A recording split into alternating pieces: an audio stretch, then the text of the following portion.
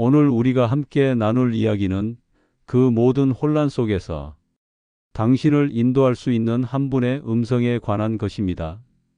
하나님의 음성입니다. 많은 사람들이 묻습니다.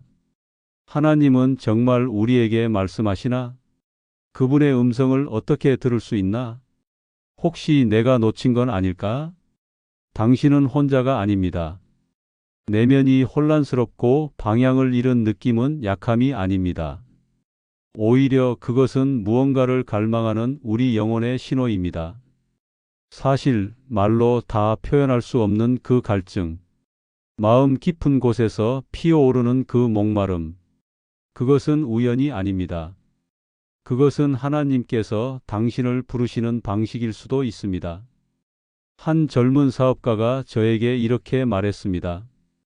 저는 매일 성공만 생각했어요.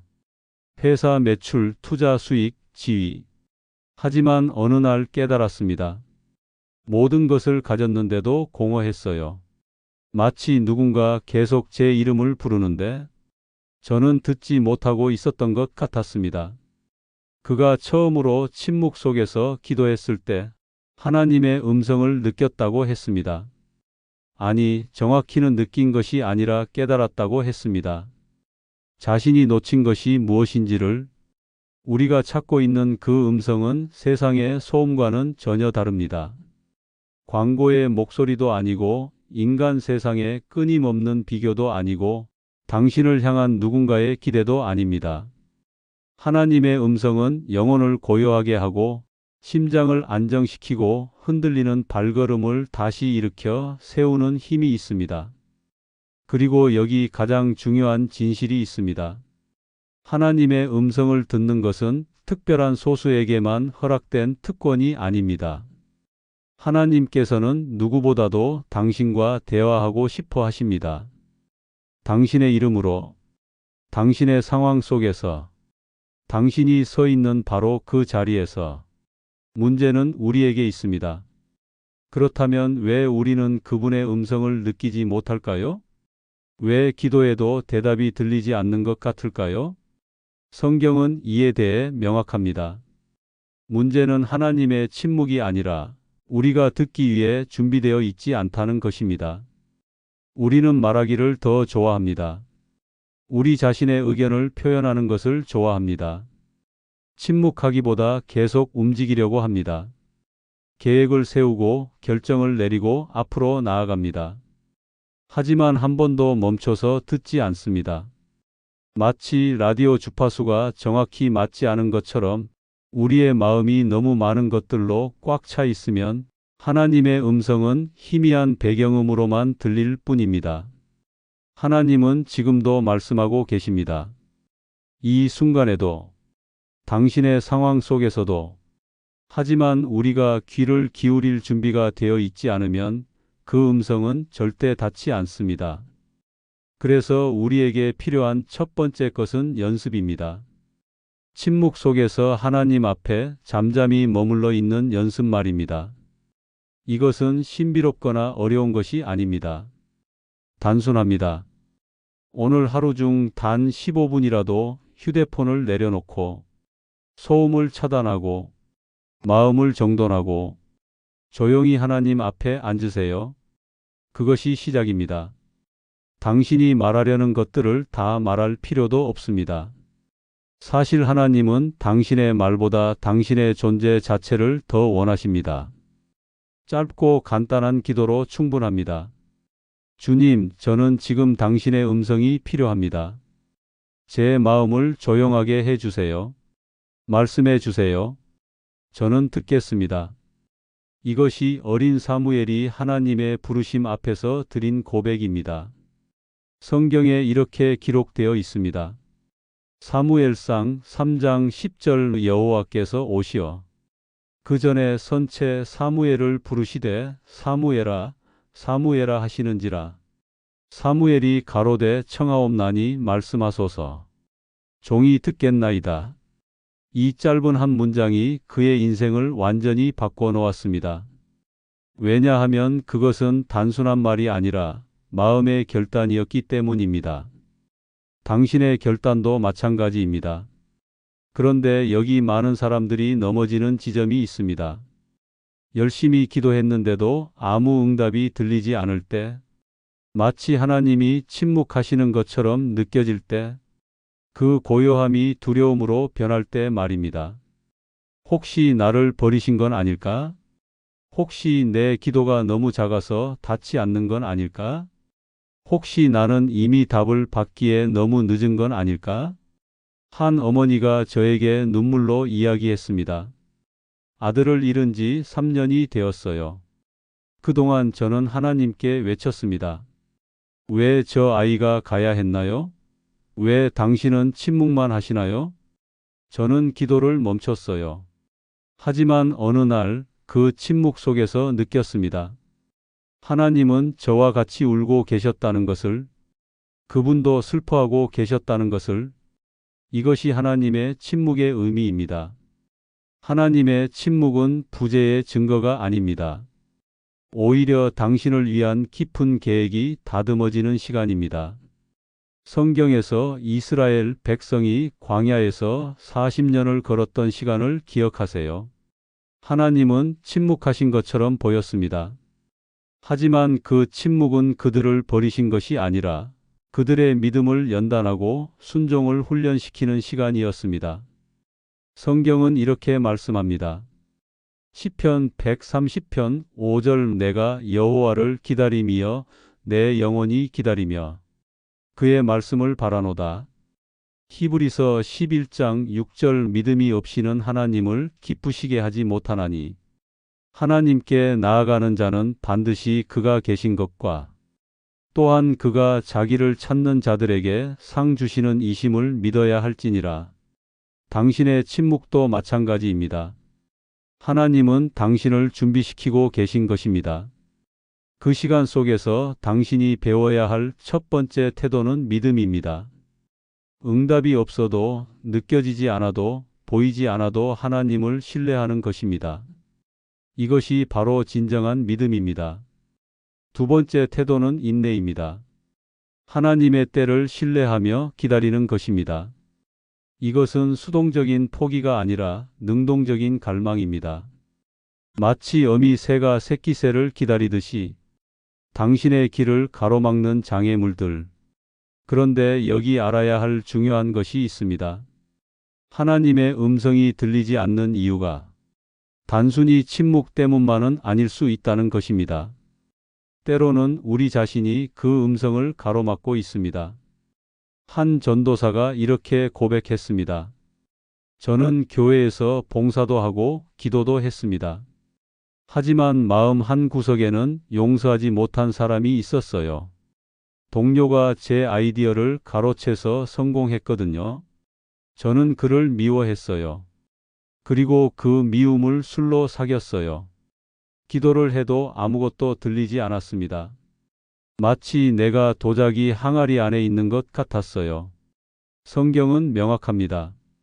이사야 59장 2절 오직 너희 죄악이 너희와 너희 하나님 사이를 갈라놓았고 너희 죄가 그의 얼굴을 가리워서 너희에게 듣지 않으시게 하였느니라. 죄는 하나님과 우리 사이의 가장 큰 벽입니다. 음성은 흘러나오고 있지만 우리 영혼이 그것을 감지하지 못하는 상태가 됩니다. 죄는 우리의 영적 민감함을 무디게 만듭니다. 반복되면 마음이 굳어지고 양심은 둔감해지고 결국 하나님의 말씀도 익숙한 배경음으로 들릴 뿐입니다. 하지만 희망이 있습니다. 시편 66편 18절 내가 내 마음에 죄악을 품었더라면 주께서 듣지 아니하셨으리로다. 이 말씀은 경고이면서 동시에 초대입니다. 내 마음을 정직하게 살피라는 초대 말입니다. 그리고 그 죄에서 벗어나라는 초대 말입니다. 회개는 단순한 죄의 고백이 아닙니다. 회개는 하나님의 음성을 다시 듣기 위한 마음의 정리입니다. 회개하는 자에게 하나님은 다시 가까이 다가오십니다. 더욱 가깝게 다가오십니다. 한 간호사의 이야기입니다. 하나님이 제게 말씀하셨어요. 선교사가 되어라. 하지만 저는 안정적인 병원 일자리가 있었어요. 가족도 반대했어요. 그래서 무시했습니다. 몇 년이 지났고 저는 점점 영적으로 공허해졌어요. 기도해도 예배해도 성경을 읽어도 마음이 채워지지 않았습니다. 마치 라디오의 음량을 낮춰놓은 것처럼. 성경에서 요나 선지자를 기억하세요. 하나님은 요나에게 명확히 말씀하셨습니다. 니느웨로 가라. 하지만 요나는 도망쳤습니다. 자신의 감정과 판단을 앞세웠습니다. 그 결과는 광풍과 물고기 뱃속이라는 고통의 여정입니다. 요한복음 14장 23절. 사람이 나를 사랑하면 내 말을 지키리니 내 아버지께서 그를 사랑하실 것이요 우리가 그에게 가서 거처를 그와 함께 하리라. 이것은 약속입니다. 순종하는 자에게 하나님은 친밀하게 임재하신다는 약속입니다. 불순종은 하나님의 음성을 멀게 만듭니다. 하지만 순종으로 돌아서면 하나님은 다시 말씀하시고 인도하십니다.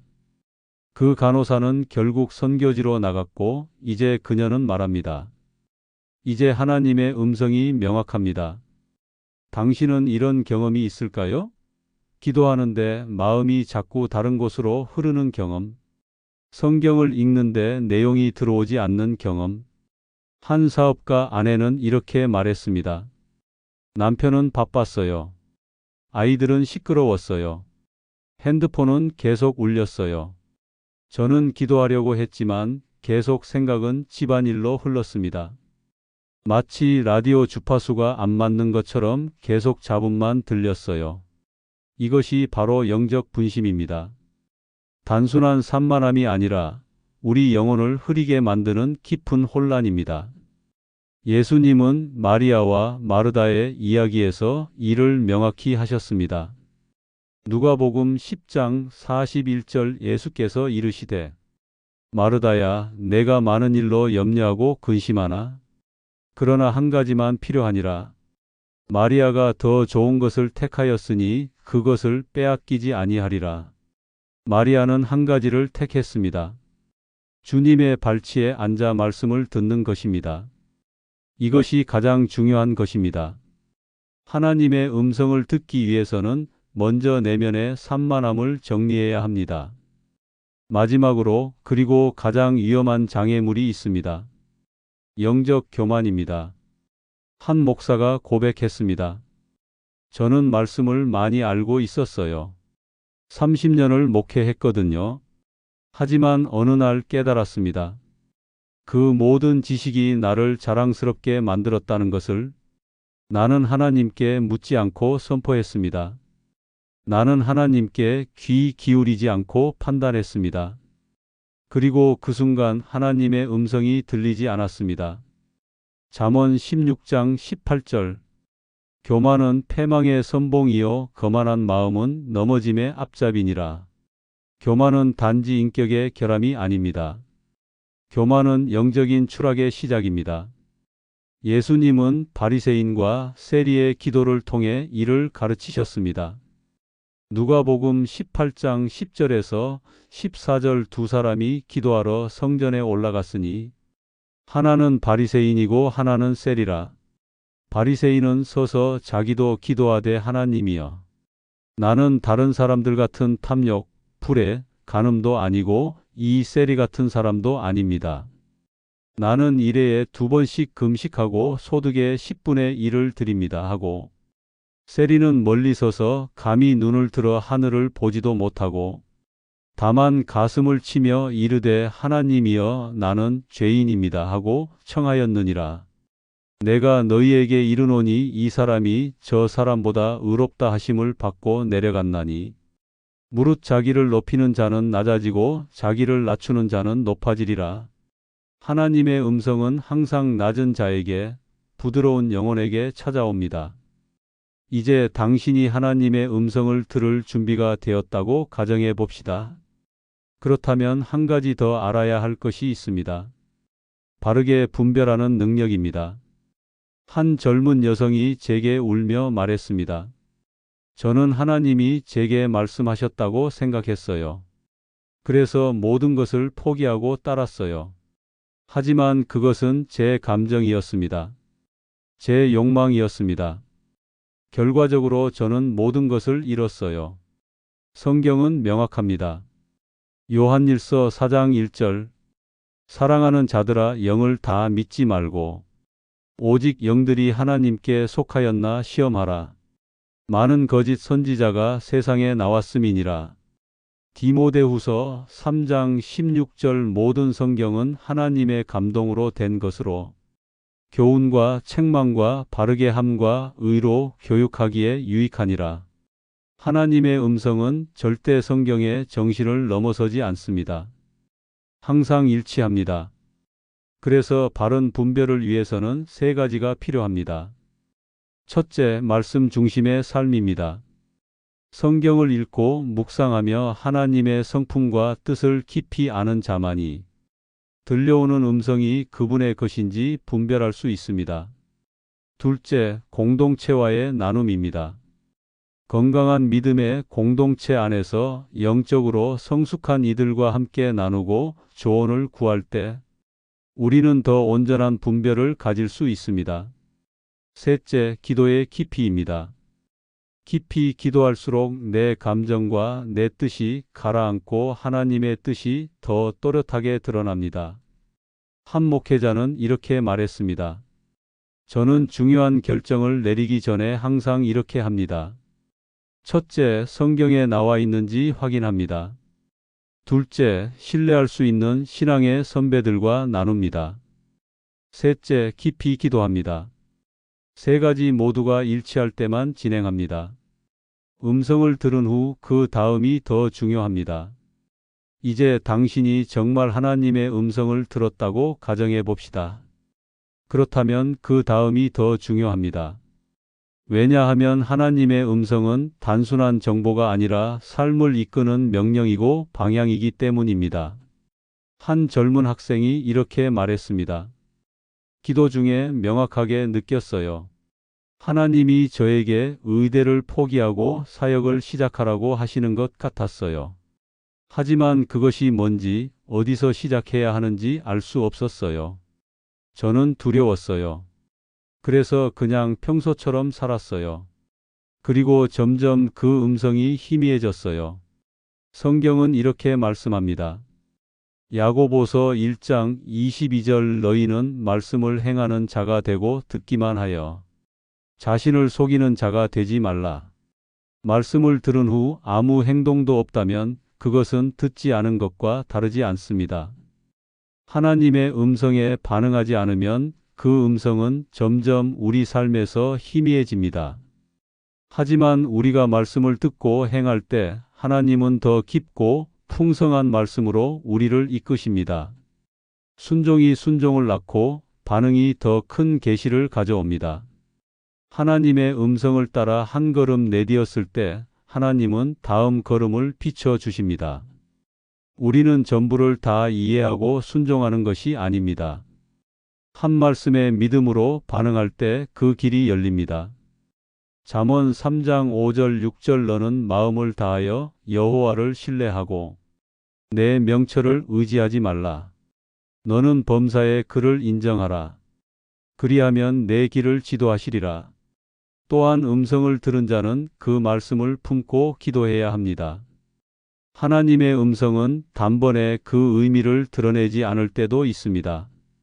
어떤 말씀은 시간이 지나면서 점차 그 깊이를 드러내고 상황 속에서 구체화됩니다. 마리아의 이야기를 기억하세요. 누가복음 2장 19절 마리아는 이 모든 일을 마음에 두고 생각하니라. 마리아는 천사의 말씀을 마음에 간직하고 깊이 생각했습니다. 이것이 바로 하나님의 음성을 다루는 방식입니다. 마음에 간직하고 기도 속에서 묵상하고 삶 속에서 깊어지게 하는 것입니다. 마지막으로 중요한 태도가 있습니다. 겸손입니다. 한 신학자가 이렇게 고백했습니다. 저는 신학 박사입니다. 책도 많이 썼어요. 하지만 어느 날 느꼈습니다. 제가 알고 있던 모든 것이 제 영혼을 자랑스럽게 만들었다는 것을, 제가 정말 필요한 것은 지식이 아니라 겸손입니다. 겸손 앞에서 비로소 하나님의 음성이 들렸습니다. 영적 교만은 종종 신앙의 깊은 자리에서 자라납니다. 말씀을 많이 알고 있다는 자부심, 남들보다 오래 믿었다는 안정감, 신앙생활에 대한 자신감 속에서도 우리는 겸손을 잃을 수 있습니다. 하나님의 음성을 듣기 위해 필요한 것은 지식보다 순전함입니다.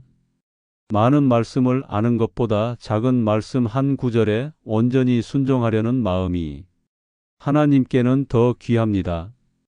겸손은 마음을 비우는 것이며 음성을 들을 준비를 갖추는 것입니다. 겸손한 자는 늘 배우려 하고 늘 돌이키며 늘 듣고자 합니다. 하나님 앞에서의 겸손은 내가 모른다는 것을 인정하는 것입니다. 나는 연약하고 부족하며 하나님의 도움이 없이는 바른 길을 갈 수 없다는 고백입니다. 이 고백에서 진짜 기도가 시작되고 그 기도 안에서 하나님의 음성이 들리기 시작합니다. 이제 당신에게 알려드릴 마지막 것이 있습니다. 하나님의 음성을 기다리는 모든 이들을 위한 8가지 진리입니다. 첫째, 하나님의 음성은 누구나 들을 수 있도록 열려 있습니다. 그것은 특별한 자격이 있는 사람만이 아니라 겸손한 마음으로 그분 앞에 나오는 모든 자에게 주어지는 은혜입니다. 음성을 듣고자 하는 갈망은 하나님이 주신 마음의 감동이며 그 갈망이 우리를 주님께로 더 깊이 이끌어갑니다. 둘째, 하나님의 음성을 듣기 위해선 침묵의 자리가 필요합니다. 세상의 소음, 내면의 분주함, 감정의 소란함을 잠재우고 조용히 하나님 앞에 머무는 시간을 갖는 것, 그것이 들을 수 있는 귀를 여는 첫걸음입니다. 셋째, 죄와 불순종은 음성을 듣는데 장애가 됩니다. 우리가 하나님의 뜻을 따를 의지가 없다면 그분은 침묵하십니다. 하지만 회개는 막힌 길을 여는 열쇠입니다. 죄를 고백하고 순종을 결단할 때 하나님은 다시 우리 마음에 속삭이시고 그 말씀은 우리의 삶을 새롭게 합니다. 넷째, 영적 교만은 그분의 음성을 흐리게 합니다. 하나님께 말씀을 받았다는 경험이 교만으로 이어진다면 그것은 음성의 본질을 잃은 것입니다. 음성을 들은 자는 더욱 겸손해지고 책임감 있게 그 말씀을 품어야 하며 자기 의보다 하나님의 뜻을 우선해 두는 마음을 지녀야 합니다. 다섯째, 바른 분별력은 필수입니다. 음성을 들었다고 확신할지라도 성경 말씀과 일치하는지 점검해야 하며 공동체와의 나눔을 통해 확인되어야 합니다. 하나님은 절대 말씀과 동떨어진 방식으로 우리를 인도하지 않으십니다. 여섯째, 하나님의 음성은 듣는 것으로 끝나지 않습니다. 순종이라는 열매를 맺을 때 그 음성은 살아있는 능력이 됩니다. 우리가 말씀대로 살아갈 때 또 다른 이들에게도 그분의 음성이 되어줍니다. 삶 속에서 말씀을 살아내는 것이 곧 또 하나의 선포이며 그 안에 하나님의 능력이 드러납니다. 일곱째, 하나님의 음성을 들은 이후의 태도는 신앙의 깊이를 결정짓습니다. 단순한 감정적 체험이 아니라 말씀을 품고 기도하며 살아가는 실천의 여정을 걸어야 합니다. 하나님은 가볍게 음성을 주시는 분이 아니십니다. 그분의 말씀은 우리 삶 전체를 이끄는 등불이며 우리가 그 말씀을 어떻게 대하느냐가 다음 음성의 깊이도 결정합니다. 여덟째, 하나님의 음성을 기다리는 시간은 절대 헛되지 않습니다. 응답이 없어 보이는 순간에도 하나님은 우리를 훈련시키고 계십니다. 기다리는 시간은 귀가 열리는 시간이며 하나님의 성품을 배워가는 시간이기도 합니다. 성경은 이렇게 말씀합니다. 이사야 30장 21절 너희가 오른쪽으로 치우치든지 왼쪽으로 치우치든 내 뒤에서 말소리가 내 귀에 들려 이르기를 이것이 바른 길이니 너희는 이리로 가라 할 것이며 이 말씀은 하나님의 인도하심이 구체적이고 실제적이라는 것을 보여줍니다. 그분은 우리의 길을 외면하지 않으시고 친히 말씀하셔서 걸어갈 길을 알려주시는 분이십니다. 또한 예수님은 이렇게 말씀하셨습니다. 요한복음 10장 27절 내 양은 내 음성을 들으며 나는 그들을 알며 그들은 나를 따르느니라. 당신이 주님의 양이 되고 싶다면 당신도 그분의 음성을 들을 수 있습니다. 주님의 음성을 듣는다는 것은 단지 정보를 얻는 것이 아니라 그분과의 관계 안에 살아가는 것입니다. 우리는 그분의 양이고 그분은 우리의 선한 목자이십니다. 음성은 관계 속에서 깊어지고 그 관계가 우리의 삶을 이끌어 갑니다. 이제 당신을 위해 기도하는 것으로 마무리하겠습니다. 주님, 이 말씀을 듣는 모든 사람들의 마음을 조용하게 해주시고 세상의 소음으로 가득 찬 그들의 영혼에 당신의 음성이 들리도록 해 주십시오.